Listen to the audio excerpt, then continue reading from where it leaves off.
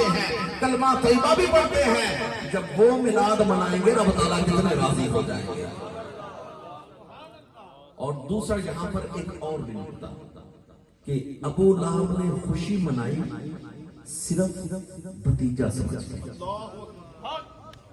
صرف بھتیجا سمجھ کے، اور ہم جو خوشیاں مناتے ہیں ہم حبیب خدا مان کر، سید الانبیاء جان کر، سید الاولین والآخرین مان کر، خاتم النبیین مان کر، میرے آقا صلی اللہ علیہ وسلم کو حبیب خدا مان کر، رب کا محبوب مان کر، رب کا فضل کبیر مان کر، رحمت للعالمین مان کر، ہم جو خوشیاں مناتے ہیں اس وجہ سے مناتے ہیں۔ تو پتہ چلا کہ اگر آقا علیہ السلام کی ولادت باسعادت کی خوشی منائی جائے تو اس پر یہ انگلی نہیں اٹھانی چاہیے کہ یہ خوشی تجھے کوئی فائدہ نہیں دے گی، یہ اس کا کوئی فائدہ نہیں۔ ہاں یہ بات الگ ہے کہ جو عملی غلطیاں ہیں، جو کمی کوتاہی ہے اس کو دور کرنا چاہیے، اس کی تو اصلاح ہونی چاہیے۔ اور الحمدللہ رب العالمین علماء ربانی اس بات کی تبلیغ کرتے ہیں، ربیع الاول میں بھی کرتے ہیں، اس کے علاوہ بھی 11 مہینے کرتے ہیں کہ آقا صلی اللہ علیہ وسلم کی ذات سے محبت، آقا صلی اللہ علیہ وسلم کی اتباع، آقا صلی اللہ علیہ وسلم کی اطاعت، یہ ساری باتیں ہوتی ہیں۔ لیکن یہ کہنا کہ یہ جھنڈیاں لگانا، یہ اہتمام لنگر کا کرنا، یہ اہتمام میلاد کا کرنا، اس کا کوئی فائدہ نہیں ہے۔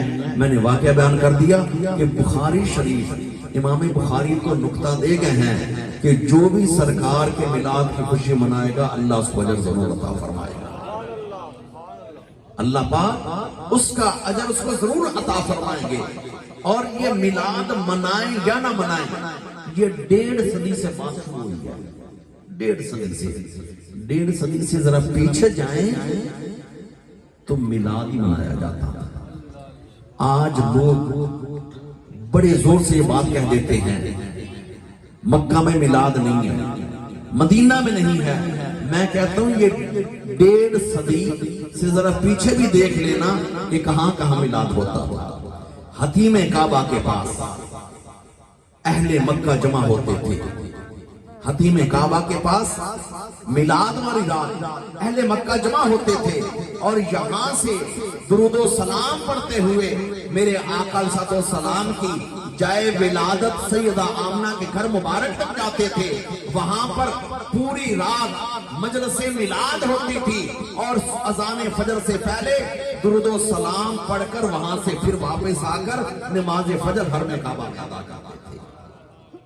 یہ بات کرنا کہ یہ صرف میلاد پاکستان کی ایجاد ہے، ہندوستان کی ایجاد ہے، نہیں، یہ بات صدیوں پرانی ہے کہ آقا صلی اللہ علیہ وسلم کے میلاد پاک کا اہتمام کس طرح سے کون کون کرتے تھے۔ اور ایک واقعہ تو ایسا بھی ملتا ہے کہ جس سے یہ بھی پتا چلتا ہے کہ میلاد پر تو سرکار کی نظر کرم ہوتی ہے نا، میلاد کے لنگر پر بھی سرکار کی نظر کرم ہوتی ہے۔ ہندوستان کی معروف ہستی اور جن سے حدیث پڑھنے والوں میں تقریباً ہر مکتب فکر آتا ہے، ان کے اساتذہ بالاساتذہ حضرت شاہ ولی اللہ محدث دہلوی رحمۃ اللہ علیہ، آپ کے والد ماجد شاہ عبد الرحیم ہر سال آقا علیہ السلام کا میلاد مناتے تھے۔ انہوں نے یہ واقعہ خود اپنی آپ بیتی میں لکھا، در السمین میں لکھا، کہتے ہیں کہ ایک سال حالات کچھ ایسے تھے، سوچا میلاد مناؤں یا نہ مناؤں، پھر سوچا کہ تیرے اوپر لازم تو نہیں نا اتنا انتظام وسیع، جتنی تیری ہمت اتنا کر لے۔ کہتے ہیں کہ جب میں نے بجٹ کا حساب لگایا تو لنگر صرف اتنا ہوا کہ بھنے ہوئے چنے سادہ پانا، بھنے ہوئے چنے سادہ پانا۔ آس پاس والوں کو، پڑوس والوں کو بھی دعوت دے دی ہوگی اپنی فارسی زبان میں، اور آج بھی ہم کہتے ہیں پنجابی کے اندر کہ آقا دی محفل غریباں دے بیٹے، آقا دی محفل غریباں دے بیٹے۔ میلاد پاک ہوا، لنگر تقسیم ہوا۔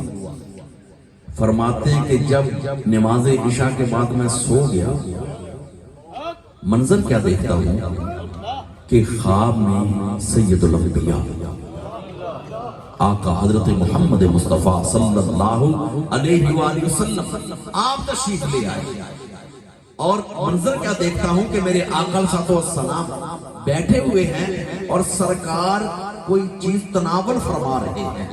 میرے آقا علیہ السلام کوئی شے میرے آقا تناول فرما رہے ہیں، تو شاہ عبد الرحیم صاحب کہتے ہیں میں نے تھوڑا سا کیونکہ چار پائی پر آقا علیہ السلام بیٹھے تھے، منظر یہ تھا میں نیچے بیٹھا تھا، میں نے تھوڑا سا اوپر ہو کر دیکھا تو تھالی کے اندر پلیٹ کے اندر چنے اور مسکرا کر میری طرف دیکھ کر فرمایا کہ یہ چنے بڑے مزیدار ہیں۔ آپ فرماتے ہیں کہ میری چیخ نکل گئی، اور مجھے اتنا تو پتا تھا کہ ہر میلاد ہی قبول ہوتا ہے، لیکن اس میلاد پر سرکار کی نظر کرم بہت زیادہ۔ اللہ سبحان اللہ۔ اب دیکھیے یہاں پر اس حدیث پاک کو بھی سامنے رکھیں کہ میرے آقا صلی اللہ علیہ وسلم نے فرمایا کہ شیطان اور صورتوں میں سے خواب میں آ سکتا ہے متمثل ہو کر، لیکن میری صورت میں شیطان کسی کے خواب میں نہیں آ سکتا۔ حضور نے فرمایا جس نے خواب میں مجھے دیکھا اس نے مجھے ہی دیکھا، جس نے خواب میں مجھے دیکھا اس نے مجھے ہی دیکھا۔ تو یہ شاہ عبد الرحیم صاحب کی خواب بتاتی ہے کہ سرکار کی میلاد والوں پر نظر کرم بھی ہوتی ہے، درود و سلام ناز شریف یہ نظر کرم ہوتی ہے، سرکار ان کے لنگر پر بھی نظر کرم رکھتے ہیں۔ تو اس لیے یہ الفاظ بولنا، جملے بولنا، یہ اہتمام میلاد اس کا کوئی فائدہ نہیں۔ بسا اوقات اللہ پاک معاف فرمائے اس طرح کے جملے بولتے بولتے بندہ ایمان کے دائرے سے بھی نکل جاتا ہے۔ بہت احتیاط کرنی چاہیے۔ فَاسْأَلُوا أَهْلَ الذِّكْرِ إِن كُنتُمْ لَا تَعْلَمُونَ، جس چیز کا پتہ نہ ہو کسی سے، اہل ذکر سے، اہل علم سے، عالم ربانی سے پوچھو اگر تمہیں کسی چیز کا پتہ نہ ہے۔ تو ایک چیز میلاد مصطفیٰ محبت کا یہ انداز، دوسری چیز یہ ہے کہ حضور صلی اللہ علیہ وسلم کی اسوہ حسنہ، آقا صلی اللہ علیہ وسلم کی سنتوں سے پیار، آقا صلی اللہ علیہ وسلم کی اتباع، آقا صلی اللہ علیہ وسلم کی غلامی۔ اللہ پاک فرماتے ہیں کہ لَقَدْ كَانَ لَكُمْ فِي رَسُولِ اللَّهِ أُسْوَةٌ حَسَنَةٌ، البتہ تحقیق پیارے رسول پاک صلی اللہ علیہ وسلم تمہارے لیے بہترین نمونہ ہے۔ ہر بندہ چاہتا ہے کہ میں اچھا لگتا، ہر بندہ کہتا ہے میں اچھا لگتا، بولنے میں انداز، بیٹھنا چلنا، انداز زندگی ہوگی، معیشت معاشرت لین دین سب کچھ میں اچھا لگتا۔ اللہ پاک فرماتے ہیں کہ تمہاری دنیا کی جس کو تم نے آئیڈیل بنایا اس میں ایک کمی نہیں، بے شمار کمیاں ہوں گی، بے شمار نقص ہوں گے، اگر کامل و اکمل و مکمل و اطیب و انور ذات پاک تمہارے آقا علیہ السلام کی ذات، آقا علیہ السلام کی زندگی مبارک، آقا علیہ السلام کی، میرے آقا علیہ السلام کی حیات طیبہ، میرے آقا علیہ السلام کی سنتیں، ان کو دیکھتے جانا، اپنی زندگی ان کے مطابق ڈھالتے جانا، پھر تمہیں یہ بتانے کی ضرورت بھی نہیں پڑے گی کہ میں آقا کا غلام ہوں، دیکھنے والے کہہ دیں گے یہ تو حضور صلی اللہ علیہ وسلم کا غلام ہے۔ اور اسی طرح جو ہے ایک فارسی والے نے لکھا، اس نے کہا کہ خوشبو وہ نہیں جس کی تعریفیں دکان والا عطار کرے، یعنی جو عطار کرے، عطر بیچنے والا، فرمایا خوشبو تو وہ ہے کہ جو خود بولے کہ میں خوشبو مجھے خرید لوں۔ تو جس وقت آقا صلی اللہ علیہ وسلم کے اسوہ حسنہ، حیات طیبہ، آقا صلی اللہ علیہ وسلم کی سنتوں سے محبت ہو جائے گی، آقا صلی اللہ علیہ وسلم کی سنتوں سے پیار ہو جائے گا، آقا صلی اللہ علیہ وسلم، آقا صلی اللہ علیہ وسلم کے پوری حیات طیبہ کے گوشوں کو بندہ لیتا جائے گا، پھر دیکھنا کہ آپ کی زندگی صرف حسین نہیں بلکہ حسین تر ہو جائے گی۔ اور آقا صلی اللہ علیہ وسلم حدیث پاک میں نے پڑھی، میرے آقا صلی اللہ علیہ وسلم نے فرمایا من اطاعنی، جس نے میری اطاعت کی، فقط احبنی، تحقیق اس نے میرے ساتھ محبت کر لی، تحقیق اس نے میرے ساتھ محبت کر لی. آگے کیا فرمایا؟ فرمایا من احبنی، جس نے میرے ساتھ محبت کی، کان معی فی الجنہ، وہ جنت میں میرے ساتھ ہوگا. بڑا فرق ہے جنتی ہونے میں اور ساتھ ہونے میں، بڑا فرق ہے. من قال لا الہ الا اللہ دخل الجنہ، جس نے بھی کلمہ پڑھا وہ جنت میں تو جائے گا. کس درجے میں ہوگا؟ اللہ و رسولہ عالم. لیکن سرکار بشارت دے رہے ہیں کہ جس نے میری اطاعت کر لی، اس نے میرے ساتھ محبت کر لی، جس نے میرے ساتھ محبت کر لی وہ جنت میں میرے ساتھ ساتھ ہوگا. اور جس کو سرکار کا ساتھ جنت میں نصیب ہو جائے، اس کی خواہش میرے دل میں، یا اس وقت علامہ صاحب تشریف فرما ہے ان کے دل میں، اور ایسے ہیں ادھر ہمارے سبحان صاحب ہیں، ادھر قاری صاحب ہیں، کس کے دل میں نہیں ہے؟ ہر ایک کے دل میں ہے نا کہ جنت وہ ہو جہاں محبوب کا چہرہ بجے. لیکن یہ وہاں صحابی رسول نے بھی جہاں پر اختیار تھا کہ مانگ، انہوں نے بھی یہی مانگا کہ حضرت ربیعہ رضی اللہ تعالیٰ عنہ آقا صلی اللہ علیہ وسلم کے لیے وضو کے لیے پانی بھر کر رکھ دیا. تہجد کا وقت، کون سا وقت کہ پچھلی رات تھی، رحمت رب دی کرے بلند آوازہ، ہے کوئی بخشش منگن والا کھلا دروازہ. تو حضرت ربیعہ نے پانی رکھ دیا تو میرے آقا صلی اللہ علیہ وسلم نے وضو فرمایا. وضو فرما کے حضور صلی اللہ علیہ وسلم نے جو الفاظ میں چٹا سا غور کرنا، میرے آقا نے فرمایا سل یا ربیعہ. یہ سل صیغہ امر ہے، حکم ہے. ربیعہ مجھ سے مانگ، ربیعہ مجھ سے سوال کر، سل یا ربیعہ. ایک بار میرے آقا نے فرمایا تو حضرت ربیعہ چپ ہو. فرمانے والے حضور ہیں، ربیعہ مانگ، تو آپ چپ ہو گئے. حضرت ربیعہ وقت کون سا؟ تہجد کا.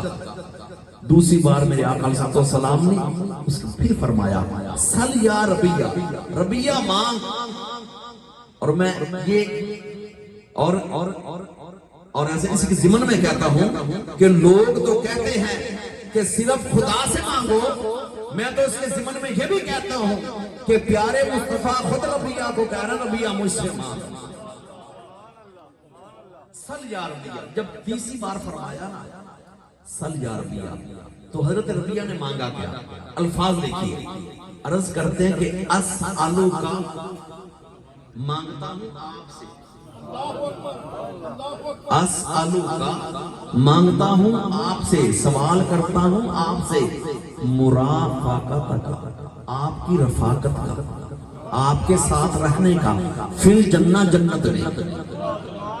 مجھے جنت وہ چاہیے جہاں میں آپ کی بارگاہ میں آپ کے ساتھ ہوں. مجھے وہ جنت چاہیے جہاں میں آپ کے ساتھ ساتھ ہوں. تو اب دیکھیے کہ جنت ملنا یہ بھی بڑا انعام ہے، لیکن بشارت ہے ان عاشقان مصطفیٰ کے لیے، بشارت ہے آقا صلی اللہ علیہ وسلم کے میلاد منانے والوں کے لیے جو آقا کا میلاد بھی مناتے ہیں، ساتھ آقا کی سنتوں سے پیار بھی کرتے ہیں. میلاد کا جلوس جا رہا ہو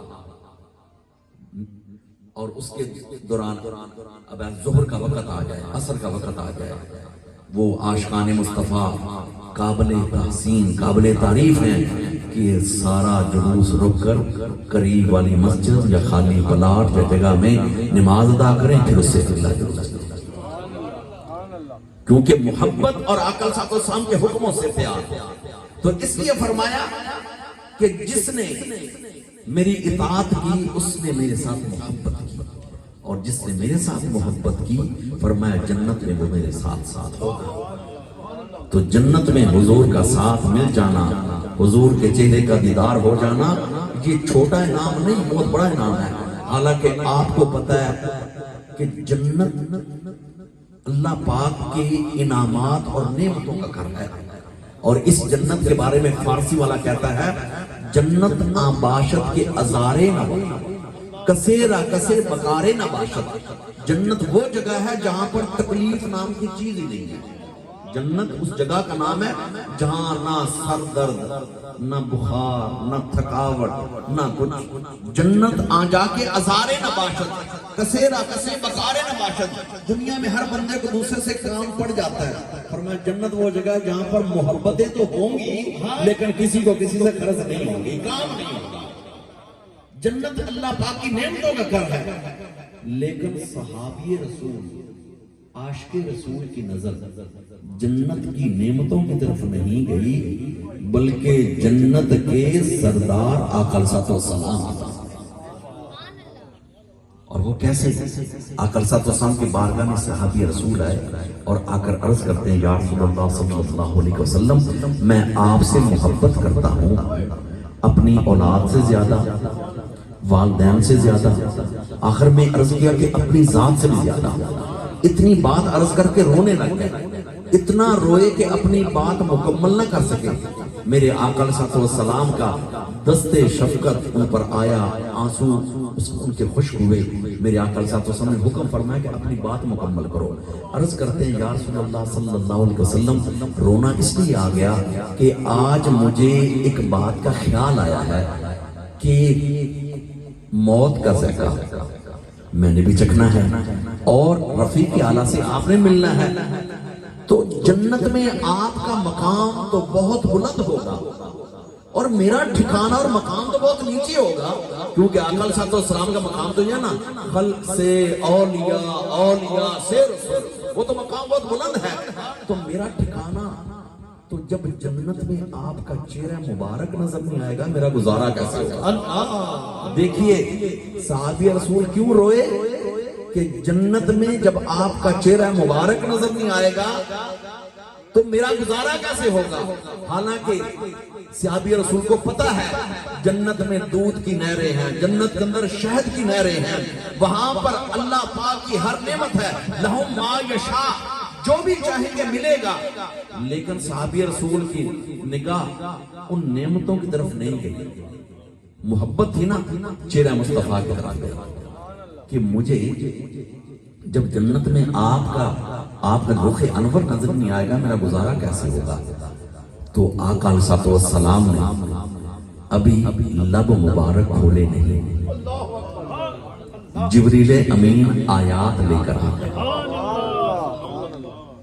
انعم اللہ علیہ من النبیین والصدیقین والشہداء والصالحین وحسن اولئک رفیقا، تک کہ اے حبیب کریم ان کو بتا دیں اگر ان کی محبت آپ کے ساتھ ہے نا تو یہ جنت میں بھی آپ کے ساتھ ہے، جنت میں بھی آپ کے ساتھ ہے۔ تو اس لیے یاد رکھیے محبت مصطفیٰ صلی اللہ علیہ وسلم، اطاعت مصطفیٰ، اتباع مصطفیٰ کریم صلی اللہ علیہ وسلم، یہ ہم پر انعامات ہیں اور اللہ پاک ہمیں آقا صلی اللہ علیہ وسلم کی محبت بھی عطا فرمائے اور کامل محبت عطا فرمائے، اور آقا صلی اللہ علیہ وسلم کے اسوہ حسنہ سے پیار کرنے کی، عمل کرنے کی توفیق عطا فرمائے۔ زندگی کا ہر وہ موڑ جہاں پر فیصلہ کرنا آپ کے لیے مشکل ہو کہ میں کیا کروں، بس نگاہیں آقا صلی اللہ علیہ وسلم کی اسوہ حسنہ کی طرف کر لیں کہ میرے آقا صلی اللہ علیہ وسلم کا یہاں اس موقع پر طریقہ مبارک کیا تھا۔ جس وقت آپ کی نگاہیں ادھر ہو جائیں گی تو یقین جانیے کہ آپ ان میں آ جائیں گے جن کے بارے میں علامہ اقبال نے فرمایا تھا کہ کی محمد سے وفا تو نے تو ہم تیرے ہیں، یہ جہاں چیز ہے کیا لوح قلم تیرے ہیں۔ اللہ پاک احباب کا انتظام انسان اپنی بارگاہ میں قبول فرمائے، احباب کی حاضری قبول فرمائے، وآخر دعوانا الحمدللہ۔ مصطفیٰ